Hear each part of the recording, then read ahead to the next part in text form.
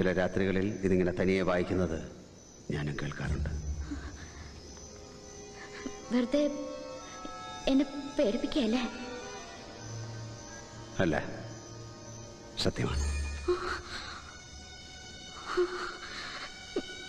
ഇതാ നമ്മുടെ ഇത്രയും അടുത്ത് ഇവിടെ എവിടെയോ ആരോ ഉണ്ട്.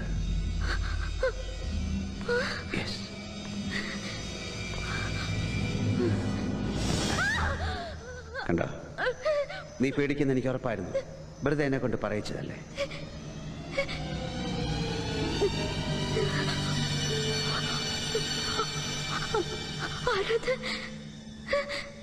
എനിക്കറിയില്ല.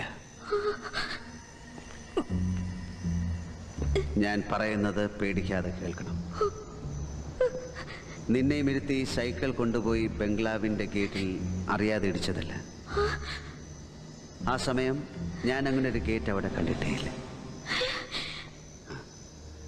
ഞാനിവിടെ വന്നത് പ്രിൻസിപ്പൽ അച്ഛൻ എഴുതി തന്ന ഏതോ ഒരു മേരിയുടെ കഥ പറയാനാണ്.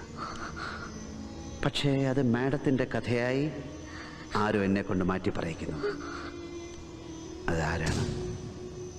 മരിച്ചുപോയ അവരുടെ പപ്പയാണോ? അതോ ഇതുവരെ തിരിച്ചു വരാത്ത അവരുടെ കാമുകൻ മഹേശ്വരാണോ? എനിക്കൊന്നും അറിയില്ല.